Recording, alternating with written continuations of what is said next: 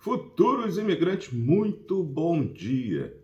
Vamos começar a falar aí do que sai da caixinha, do que é diferente do beabá do feijão com arroz, que a gente vê toda hora, todo mundo anunciando, todo mundo falando. Ou seja, aquelas coisas que os profissionais mais temidos do planeta, os advogados, é que sabem, principalmente em relação à lei de memória democrática.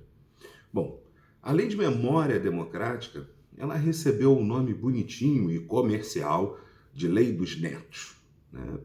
Por N motivos, essa nomenclatura foi aplicada. Primeiro, porque os netos são o primeiro grau que tinha a exclusão dada pela lei da Espanha.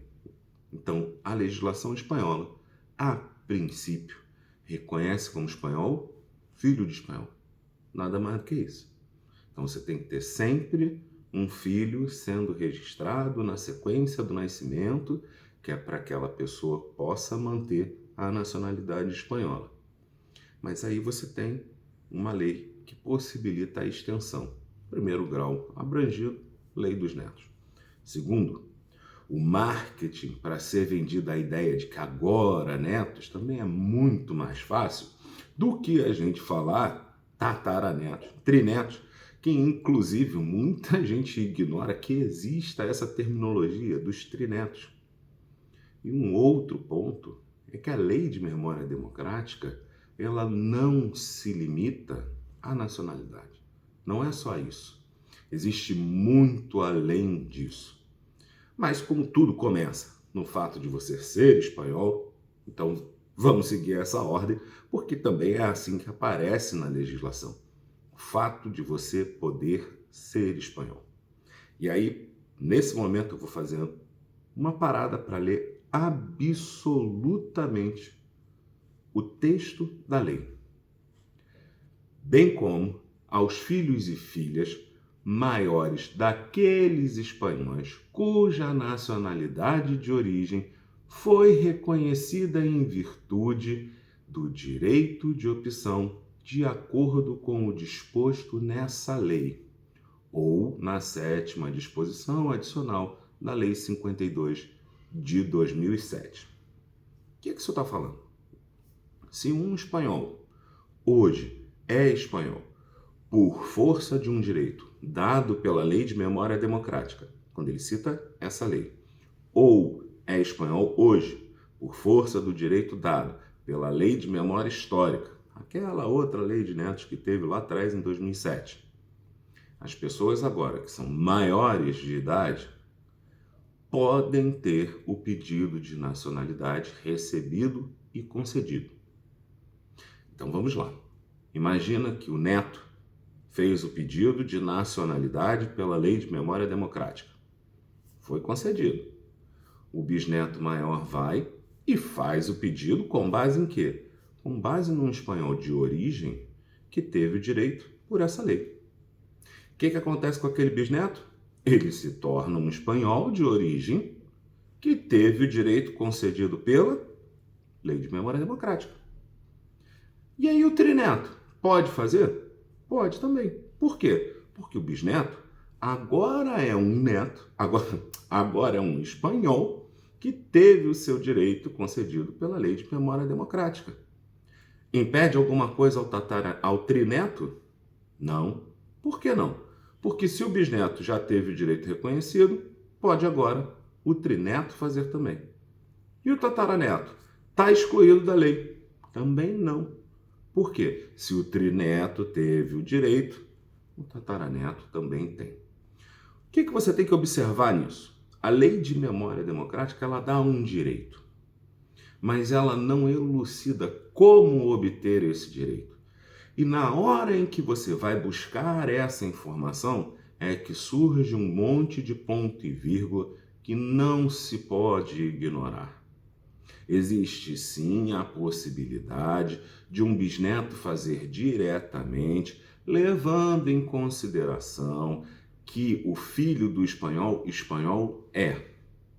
Mas aí nesse ponto você também tem que analisar que nem todos que são nascidos fora automaticamente são espanhóis.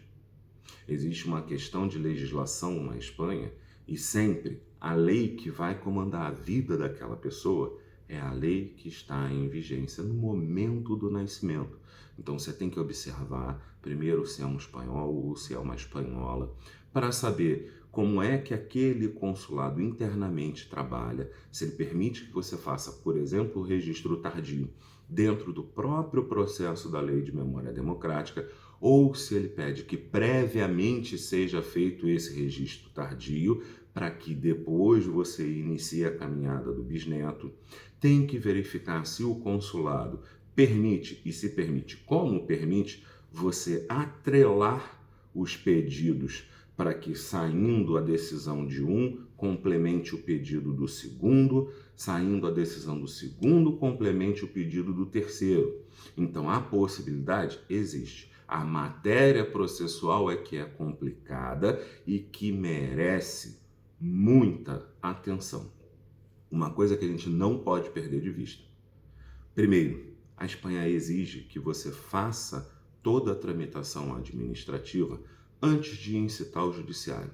Então não adianta você querer, vou direto à justiça. Eu queria muito, tá? Inclusive, né? Como advogado na Espanha, eu ia ficar felicíssimo se eu desse entrada em todos os processos judiciais que as pessoas pensam em fazer. Mas não é possível. Então, primeiro você tem que exaurir a esfera administrativa. Não pode deixar que isso seja abandonado e pule etapa, queime uma etapa. Isso por si só já vai impedir que você siga com o seu pedido. Não deixe de tentar a esfera administrativa. O segundo problema é o seguinte: o prazo da lei é muito pequeno. Tem muito pouco tempo para você trabalhar tudo o que tem que ser trabalhado. Então, o esquema processual, ele tem que ser perfeito, ele tem que ser impecável. Qualquer falha que aconteça, a Espanha vai te notificar para que em 30 dias você faça a correção. E aí tem uma outra pegadinha digna de Espanha. No Brasil, por exemplo, se o governo não se posiciona, você minimamente pode entender isso como está em trâmite. Na Espanha, o silêncio administrativo, quer dizer, se não houver manifestação, não é entendido que foi deferido o seu pedido. É entendido que não foi deferido. Então, o tempo para caso tenha um problema que você precise recorrer ou pura e simplesmente adicionar documento para validar aquele entendimento, seguir lá na frente, sair a sua nacionalidade espanhola, é muito curto. Não se pode perder de vista em momento nenhum que nunca na história da Espanha tivemos uma lei com uma abrangência tão grande que pegasse tantas pessoas e que deixasse os consulados tão abarrotados como estão.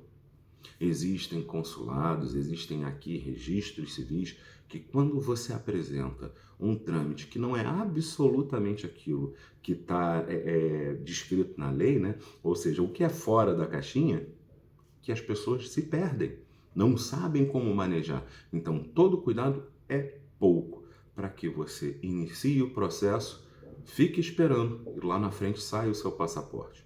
Tenha muito cuidado, assim, tem muito site famoso. Eu sei que parece implicância minha e até é, mas tem muito site famoso que fala que não pode, que não tem como, e se não fizer agora, depois depois não vai ter como fazer. Não vai adiantar depois você virar para a Espanha, seja em que momento ou em que esfera administrativa ou judicial, e dizer: ah, mas eu não sabia. Ah, mas a informação do site tal era essa. Qualquer um minimamente, digamos assim, na escala hierárquica do serviço público, se você chegar com uma argumentação dessa, o que você vai ouvir é: lamento que você tenha pego a informação errada. Então, não gosta do Diego? Não tem problema, mas contrata um advogado. Faz o seu trâmite por meio de um advogado, porque qualquer problema vai saber lidar, vai saber como manejar.